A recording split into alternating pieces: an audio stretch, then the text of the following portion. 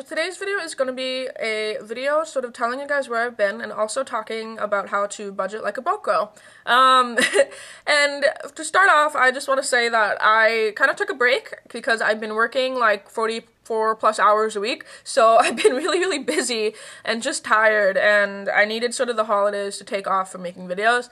My Wispy Wednesday and my Fearless Friday videos will be back starting next Friday. I just have to refilm one of them because I did it before Christmas, so I'm all like, Christmas. So like I kind of can't put it up mid-January, you know, so I have to refilm it. So other than that, that's done. I will be back making videos, so don't worry. The next thing I do want to talk about is sort of the main point of this video is how to budget like a broke girl. And I recently have gotten into watching Two Broke Girls. I don't know if you guys have ever seen the show. It's hilarious, and I used to get compared, and I still do get compared to Max from that show. I don't have nice boobs like she does, but just saying. I get compared to that because, yeah, like, I think the majority of us these days are busting ass to pay stuff, so, you know, that's kind of, yeah, anyway.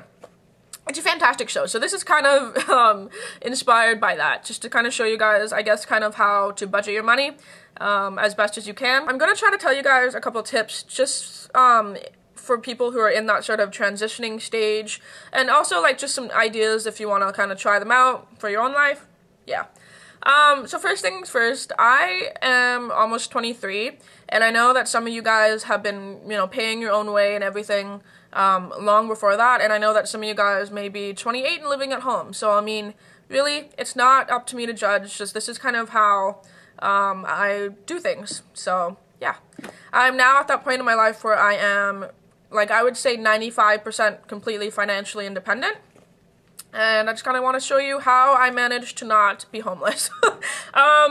So my first tip, number one, is to divide your paycheck. If you know how much you're getting paid, you need to really find out what you're spending your money on and what's most important to you.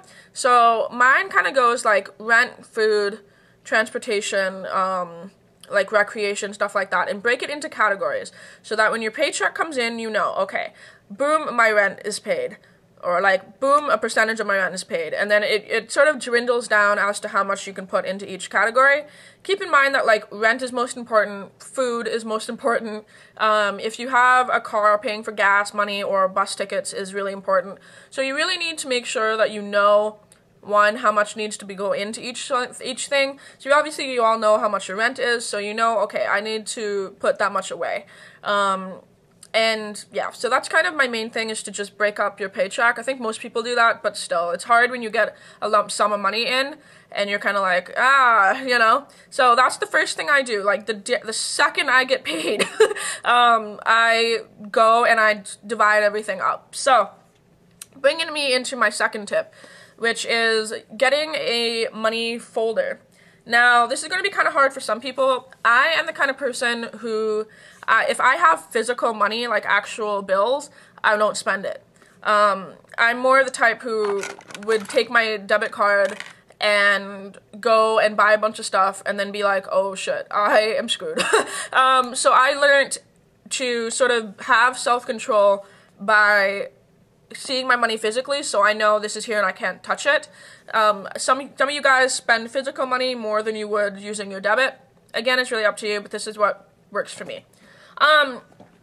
Yeah, so this is what I got to really help me. This is a money book, and this is for like receipts and stuff, but I use it to keep my cash in it because it fits perfectly in this like little thing. So you can see, like, I have mine divided into let me see, business, food, transportation, which to me is bus tickets because I don't drive, but if you have a car, I guess gas, you know. Recreation, which is either like going to the movies or going out with friends or something like that. I, again, don't drink a lot, so I don't really spend money on alcohol or anything, but if you do like to go out and party with friends, then that sort of would be, like, I guess, your recreation. I also have my own little label here for IMATs. This is for saving to go to Toronto next year for IMATs and sort of spending money on makeup and stuff. That could be maybe a trip for some of you guys, you know. And then my last one here, you can't really see, it's clothing. So that can be like a pair of shoes or a dress that you really want to buy or something like that, you know.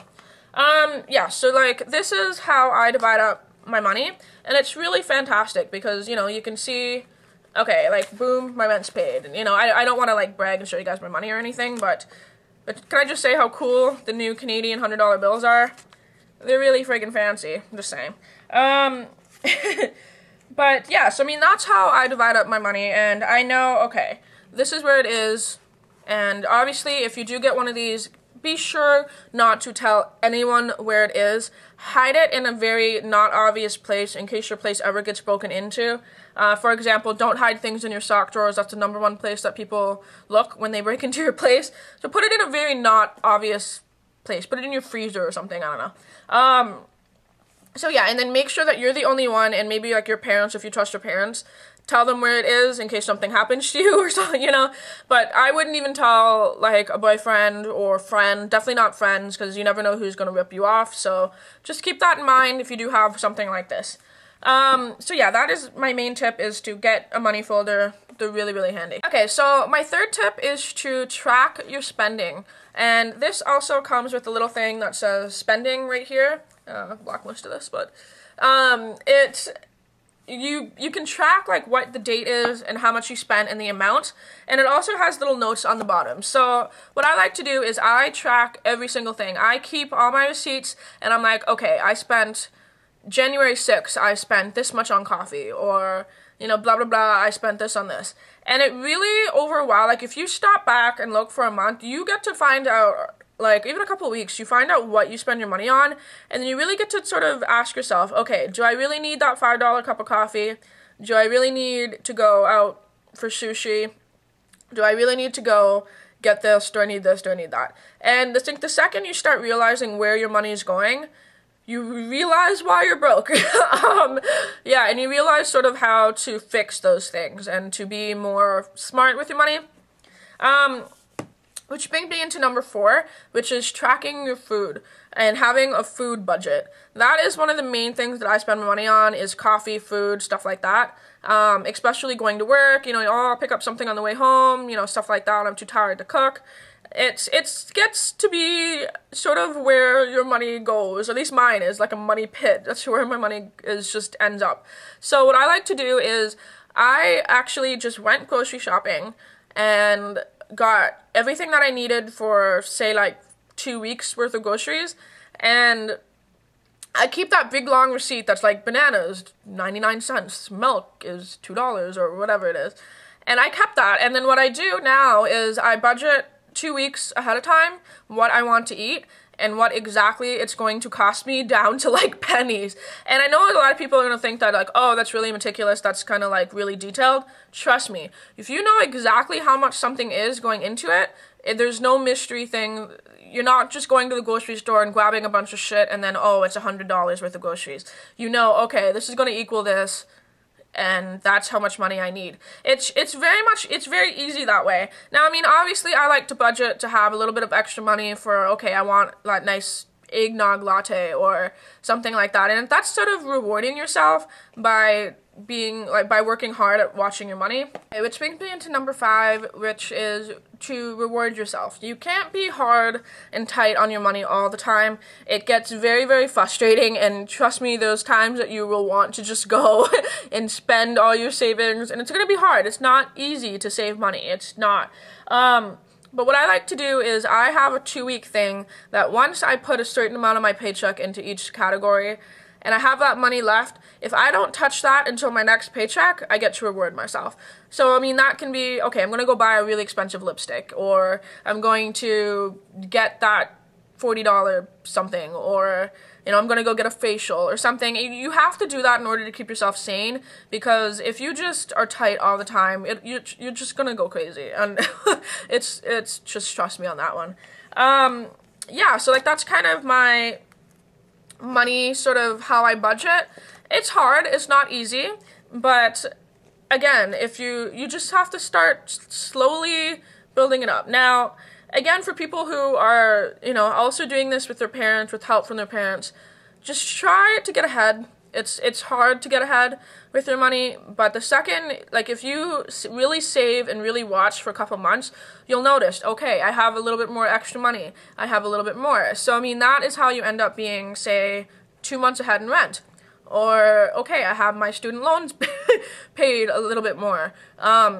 So I mean, the more you watch, the more you're able to save, and the more you'll get ahead, and the more you won't be completely screwed. That's kind of how I managed to do it, and like I said numerous times, it's not easy, it's not fun, but it's also really rewarding. It feels good now at my age to be like, okay, I am almost completely financially stable, and it's really good, or financially independent at least. So yeah, that's kind of what I recommend for budgeting. You guys can take any tips that you may want out of this. Yeah, so hopefully you guys use it, maybe some ideas. These things are really great though, like I'm not kidding. It has been a lifesaver for me, just to be like, okay, I have this and I know I'm good, and it's kind of comforting. Okay, I'm not gonna be homeless, I'm not gonna starve to death this week. Yeah, so hopefully you guys enjoy this video, and until my next one, I'll talk to all you soon.